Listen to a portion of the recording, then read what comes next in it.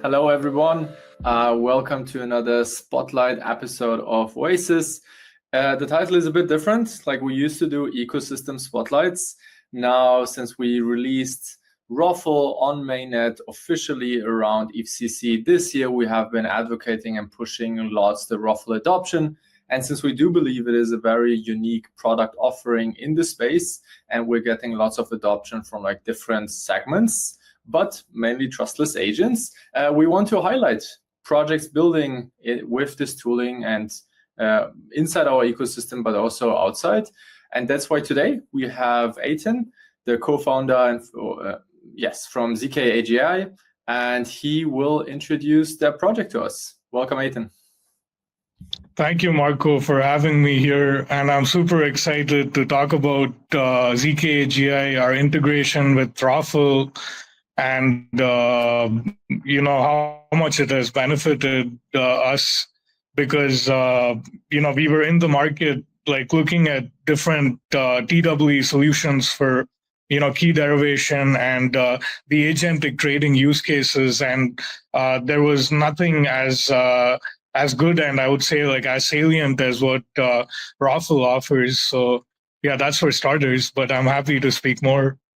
Yeah, happy to hear, and thank you for the flowers. Of course, we will be talking about ROFL, what it enabled, but I think everyone is curious to hear, what are you guys doing? How can I use it? Can I interact with it? Please tell us.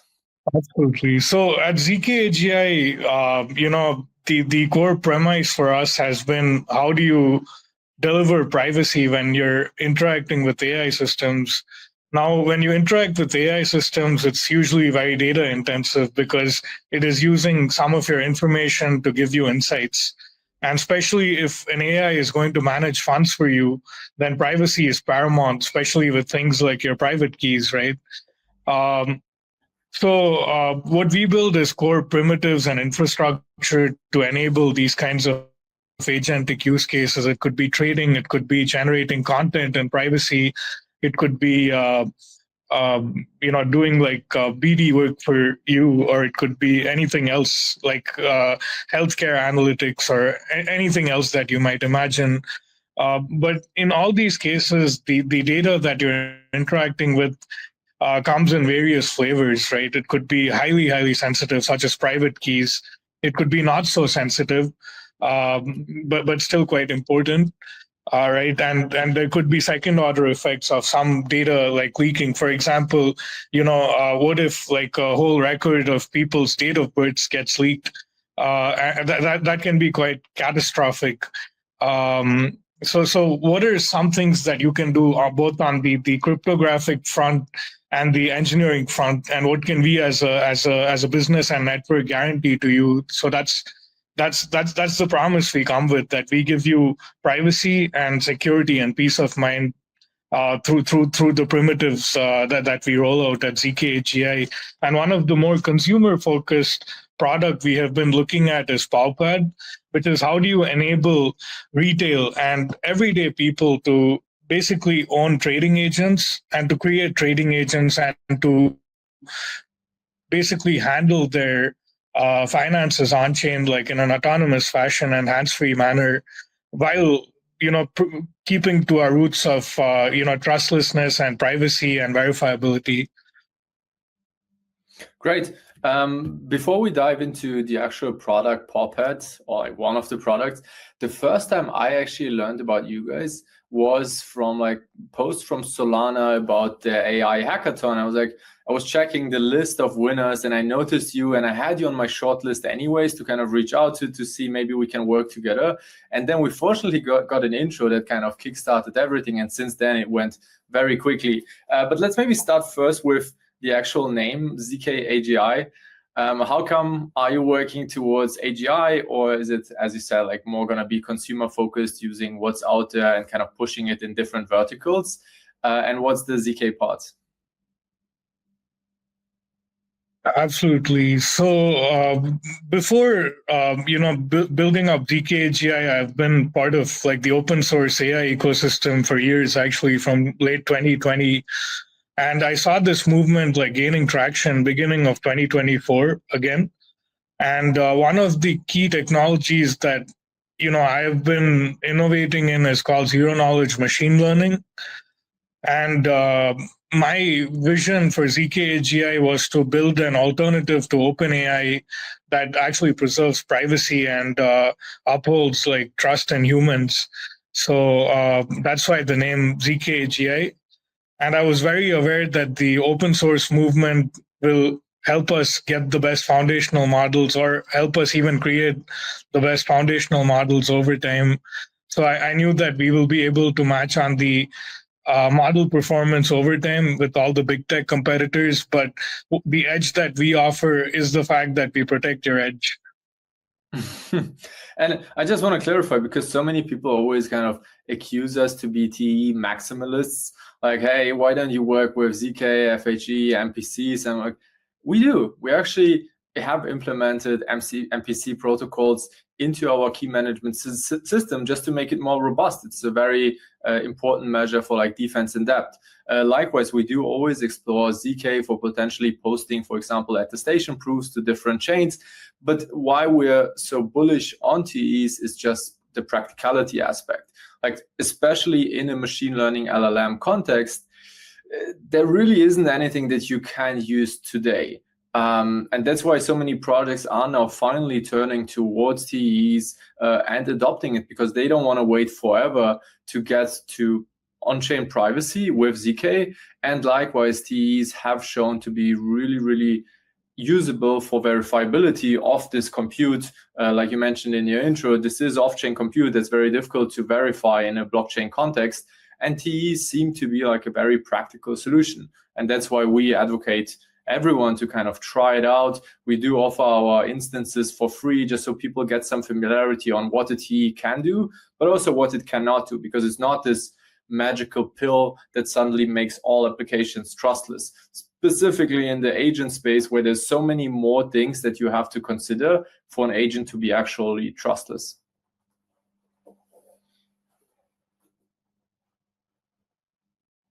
I agree. I agree with what you said. Like, there's no one privacy enhancing technique that will fit all the use cases.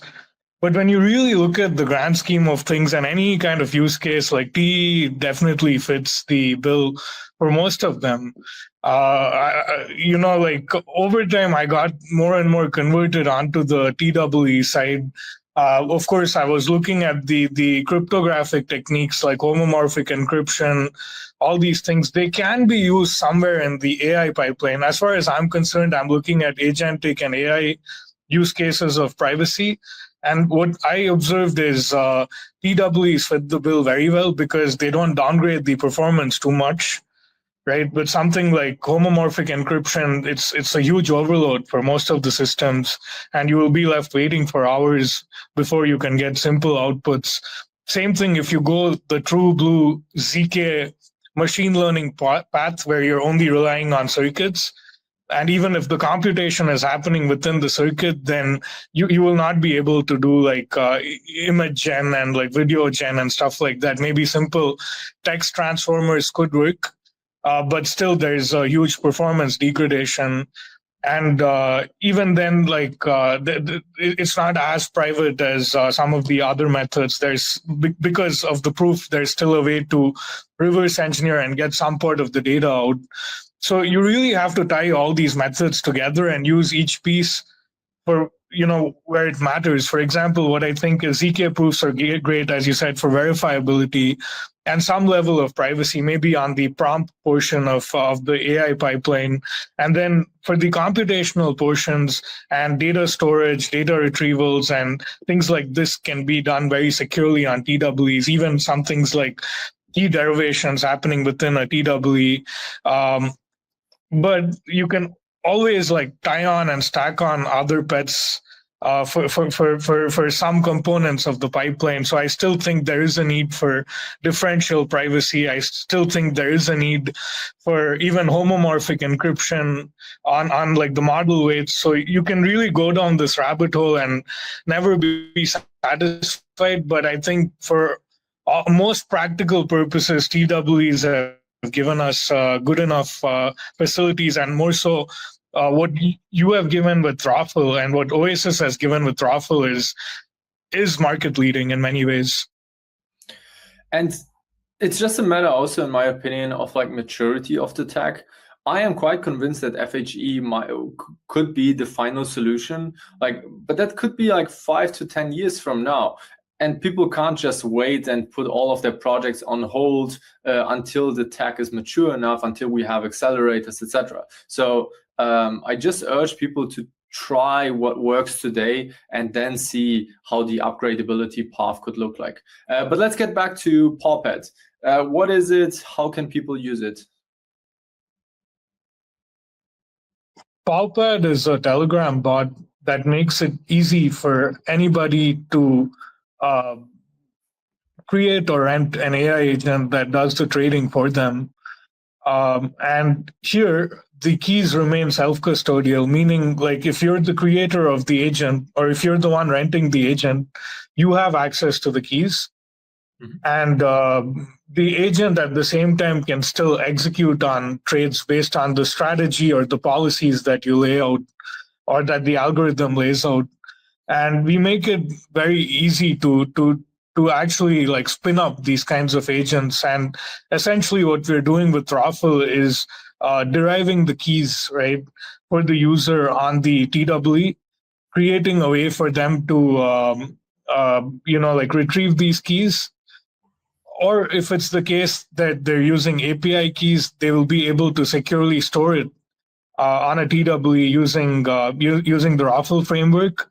And all along, they get the guarantee and verifiability that, whatever is happening is actually happening the way it should.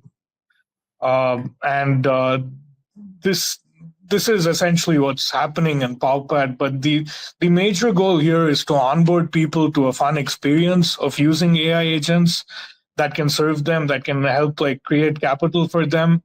It could be small amounts that they load into these agentic wallets.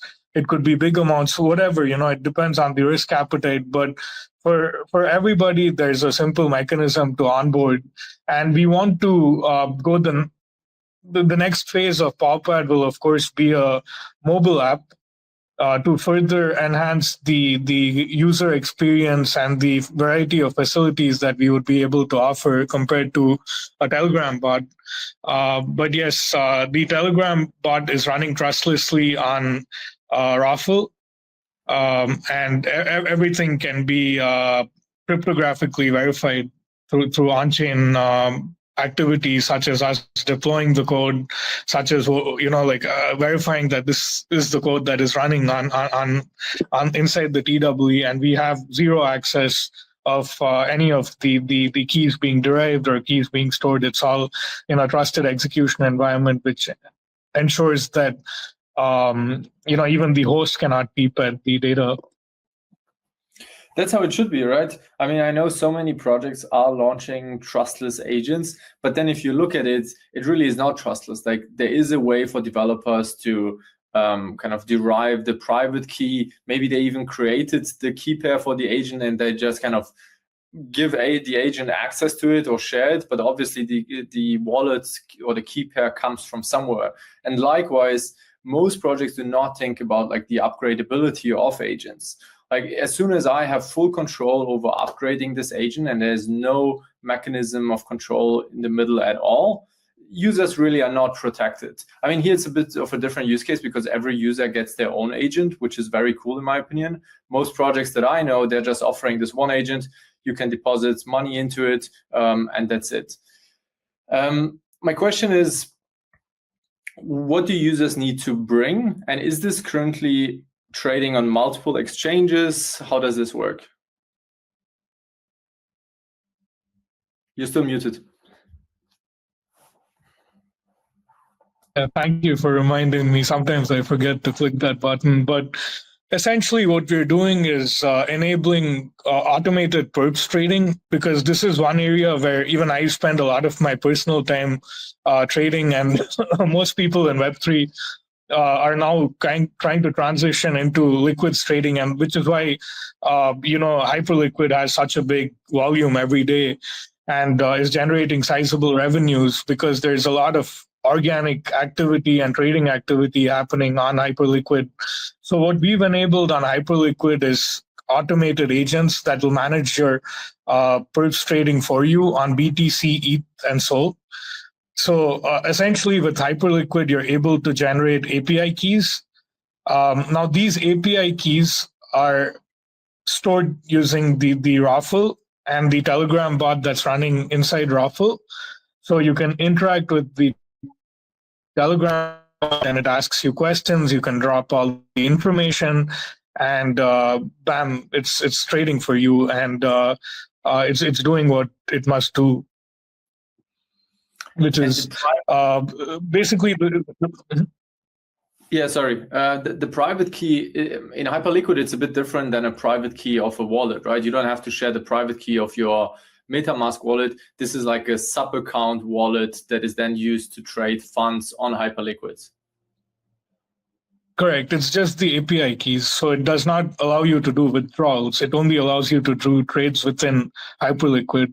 But even that is being stored in a trustless manner. So there's different degrees of security here. Fundamentally, because of the fact that they're Hyperliquid API keys, they cannot withdraw funds.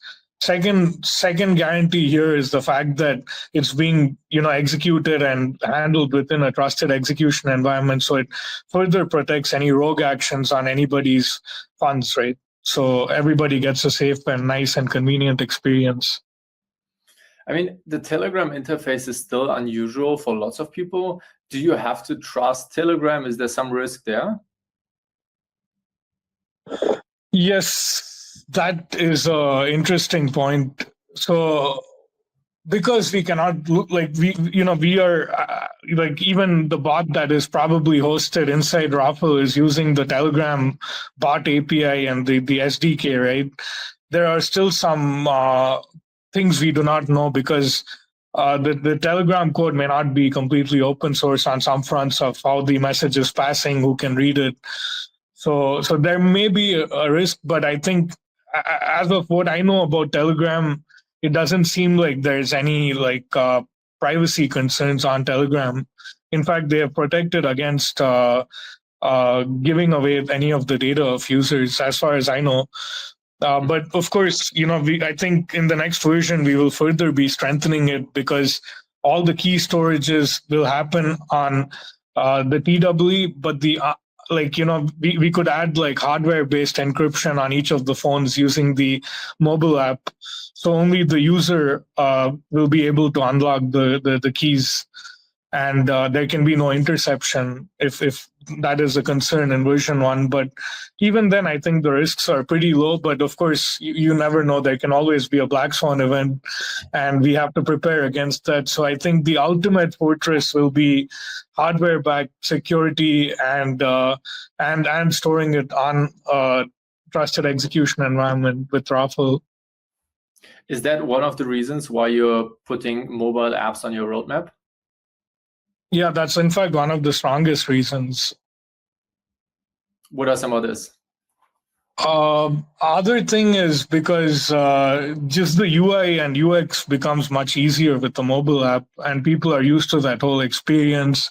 We can offer good fiat rails even for people to, fill these agentic wallets up, and we can make it easy for people who are not just Web3, but also Web 2, but Web 3 curious. And there's a large segment of population that's going to activate over the next 6 months. Is there some plan to go back towards the Solana ecosystem with a trading bot? Or is Hyperliquid currently just too attractive also from an airdrop perspective? I don't know about the airdrop, actually, to be honest. I didn't know there's any incentive for the airdrop, but essentially the thing is, most of the perps are being traded on Hyperliquid, so we want to support such perps platforms. Probably we'll also support some centralized exchanges, but we would like to maintain trading on Solana, Base, and maybe other chain ecosystems, such as maybe even Oasis, right? because there are like Sapphire. I mean, because there are salient features of each of these chains. For example, Sapphire gives like privacy, right? You're not getting that natively on Solana or ETH or Base, but you can do some things to make it private, of course. And that's where we think again the Sapphire chain can be of great value to make things private even in the whole value chain. So even if the actual trade execution is going to happen on Solana, we can have a layer of Sapphire and some bridging that is happening to and fro, and some maybe Oracle mechanism that's ensuring that like wallets get decoupled, and there's good privacy for on-chain moves for these agents. So these are some areas that we're exploring. I mean, what's also very doable is to use one ROFL address that posts transactions on Solana, for example, and then multiple users are actually funding this one ROFL address. But since it's like fully owned within ROFL, it is TE derived, so users can trust it. And you might even make this mechanism like invisible to the user, where everyone gets their own ROFL app, and this one then just interacts with another one, which acts kind of like a mixer and has an internal accounting system, which we're currently working on. But in theory, everyone could build this already today. And then you just have one address posting transactions on Solana, and no one actually can get back to the actual accounting from like, hey, how did this address get funded, etc. So you would have some anonymity already there, but I agree, there's multiple ways that someone could do it. Why I asked about Solana is that many people always see us as our standalone L1, and then we have our confidential EVM with Sapphire, and they were like, yeah, okay, you're EVM based. Now you can, of course, have multiple message passing bridge partners, and that's how you connect to different ecosystems. But what I really love about ROFL and why it's so fascinating tech to me is that this is TEs. They are off-chain by definition. Like, this is just hardware. And the cool part is, like, within the TE, like specifically how we have built ROFL, you can derive multiple key pairs. You can derive key pairs on multiple elliptic curves. So you can create a Bitcoin key pair in a ROFL app, sign transactions on Bitcoin via RPCs, for example, which is way quicker. Best setup would be to still have a light client to actually check the state of the chain, but then still use RPCs for ease of transaction posting. The same can, of course, be done with Solana, all kinds of, or pretty much every EVM chain. And you suddenly have like one Telegram bot that has control over wallets on all kinds of chains. Yes, you still need to fund those wallets, but I think that's very doable, and something that I just love about ROFL, this key generation feature, but it's still not very well understood. Yeah, thank you for bringing that point up. I really like how you mentioned that this is off-chain compute, and this gives like the developer flexibility to derive any key pairs, right? Any cryptographic curve. It's not like bound to one cryptographic curve. Yet at the same time, your entire infrastructure is verifiable on a chain, which makes it like compute off chain, verify on chain. I like that saying a lot, and looks like the infrastructure with Oasis as a whole, like whether it's ROFL or Sapphire, follows that to a certain degree. Yeah, exactly. I mean, that's why we built ROFL, right? We saw the need for verifiable off-chain compute since this whole decentralized AI space came to be, and specifically with agents. What did shift a bit was privacy wasn't the selling point anymore. It's nice to have for some use cases, like you want to keep your trading strategy private, etc. It's mandatory, but most actually came to us for verifiability of this compute. Like, how do I make it so that users trust me? How can I make it so that smart contracts, interactions with these agents are actually verifiable? So this whole part came up with the agent space and AI space. Like, this was not here 2 years ago. No one was asking us for verifiability of the compute, because that's what blockchains are for. Like, blockchains are for verifiability.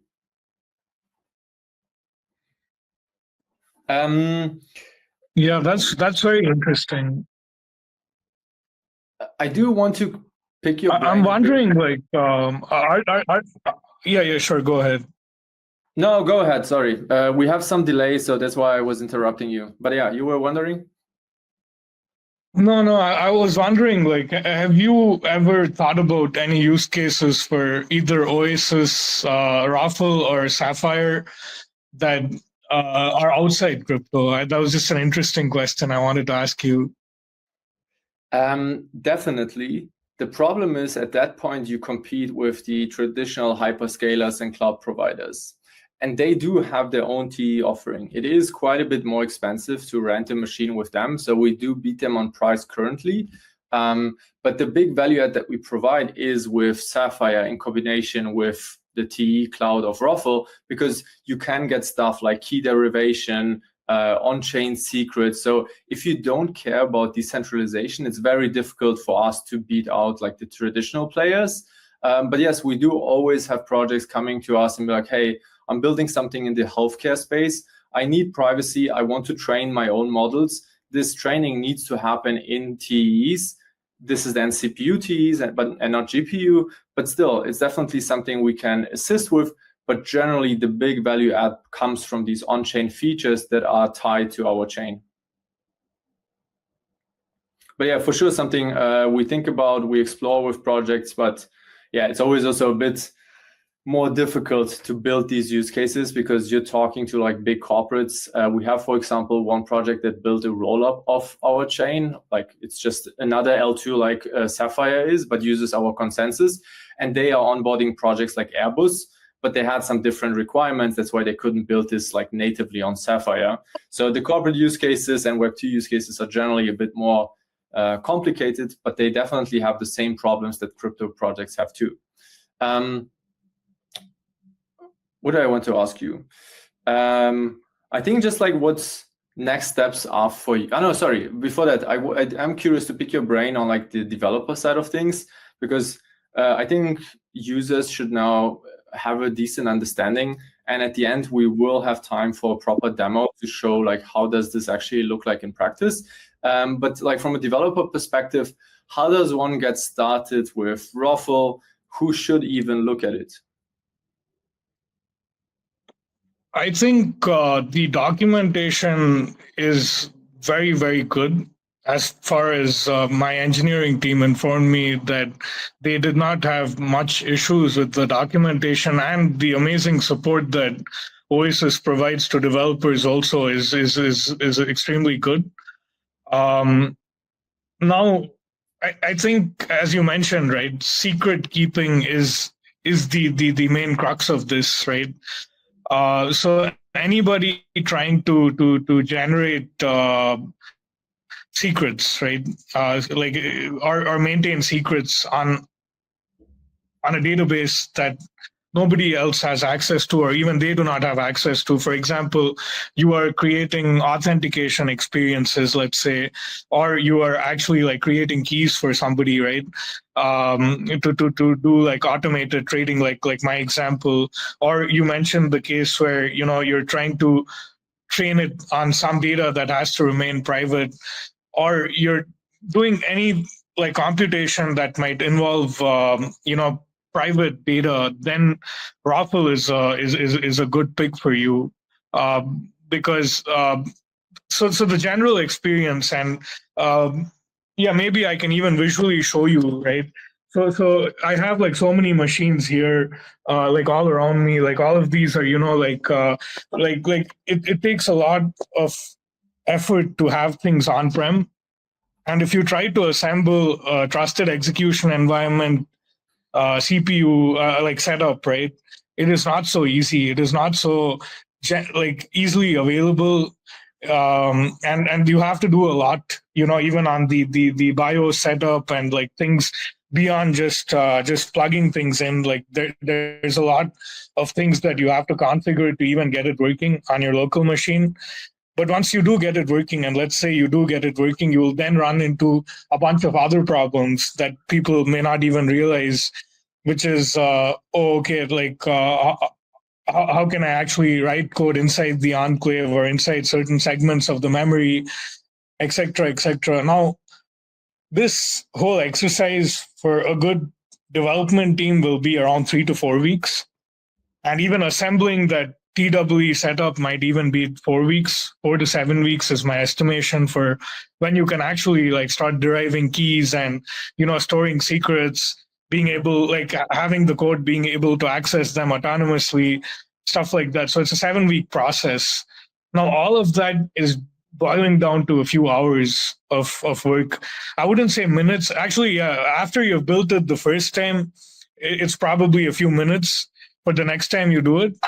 But the first time you end up experiencing Oasis is just a matter of few hours, and you'll realize that you saved like 7 weeks on getting your own setup. Or if it's the case of you obviously renting like confidential VMs from Google Cloud or any of the centralized providers, there are other issues, and you're still not able to address verifiability in those solutions. They're not decentralized. You don't know what the backdoors are. Potentially they don't, but here, all the risks and mitigations are taken care of. Like, everything is taken care of for you as a developer. All you have to do is just follow along the steps and you'll be able to achieve what you want to achieve. So the number one thing I look at when I'm interacting with developer tools, SDKs, infrastructure, is basically like how easy will it be for me to integrate with this. And on that count, I think ROFL has done a phenomenal job. It is one of the easiest ways for you to achieve so much on TWEs. Happy to hear, but it does also speak of the quality of you and your team, because many others are struggling. Full transparency, because it is such a new thing. Like, people are not familiar, they don't really understand hardware. It's such a different beast than software. So for us, the challenge to make the DevX as easy as possible is really a big challenge. So I'm happy to hear that at least for you guys, the development experience was great. We're always working on it. That's why we have been doing so many hackathons this year, just to get this hands-on experience, to see like, hey, where do they struggle? And sometimes it's very basic things where we're like, hey, I thought it's very straightforward on how to create an EVM wallet on Sapphire and fund it, but some are struggling. So we are just always kind of adjusting on improving our documentation for this. But then, as I already mentioned, what's next for you guys? So Pawpad is out. Anyone can use it today. We have not even done lots of marketing around it from an Oasis perspective. We definitely should rather soon. I know some of our engineers are also taking a look. What's next? So now we just stack more kinds of agents that you can rent out on Pawpad. So the next one is going to be a spin the wheel agent. So it'll do automatic dust collection from your agentic wallet from various chains, and then it spins the wheel and it gives you rewards every day, depending on whether you win or not. But essentially, it's a very randomized algorithm that is verifiable and still runs inside a trusted execution environment in Oasis, which is essentially working as the spin the wheel oracle and deciding who's winning and who's not. And I think this will create a lot of euphoria in the market, because people are looking for ways to earn rewards on like dust that's lying in their wallets. And people don't really care about small dust. So that small dust can be used to give you a big pile of cash, hopefully. Most actually do want to get rid of it, even because some are always afraid that you suddenly run into tax problems because you're not reporting this dust that you're sometimes getting as airdrops or that's left around everywhere. So I would really appreciate this, and I want to get rid of it. On which chain are you building this, and for which users? So we're building this out on a chain called Gorbagana. And this is interesting because it's a community-centered chain which forks Solana. So it's running only one validator and the whole Solana chain fork on just one validator. So it's freakishly fast. But there's a lot of exciting dev and community activity that's happening around this chain. And it was also a nice testing ground for us to test out on a chain like which is new and which is identical to Solana. And we just want to try this out both as a community experiment and also as a financial experiment for people to see okay, is this something that is valuable? Does this sustain use? And based on the success of this, we will expand the dust collection and distribution network to other chains as well. I can just confirm the community engagement. I was so surprised. I just commented something on one of your teaser posts that this is coming. And I got so many messages from people in the Gobagana ecosystem like, hey, welcome to the trash can, etc. So people are really excited, and there's lots of projects or like tooling being built, which is very surprising to me. So I'm definitely looking forward to this, and I'm kind of curious to see where this can go. Yeah, it's quite exciting, and I think what really makes this different is the fact that a community actually came together and built the chain in a matter of 48 hours. So there's a lot of good devs in the community, and they're looking at different opportunities within a new chain, and it's very enlightening for legendary chains such as Oasis, which has been around for many years now, to also collaborate, and for us to create this nice omni-chain environment that we are creating, right? Because end of the day, users are users, and like people don't care about which chain they're using. We just have to give them the best of every chain in a unified experience, and they shouldn't even realize where they are. At least that's my ethos, and I truly believe in collaborating. And I think the larger we make the footprint for crypto in general, and the easier we make the experience to be a part of crypto, and the safer we make it, the farther the whole space goes. And hopefully there's going to be an alt market too. Oh, that's beautiful. I don't want to ruin it with my own take on it. I think these were beautiful final words. We do have a demo for the viewers, so everyone stay tuned. We'll now show a demo of Pawpad, so they can go right to Telegram and try it out for themselves. Thank you so much, Eitan. And that's ROFL Spotlight, zkAGI. Thank you for having me.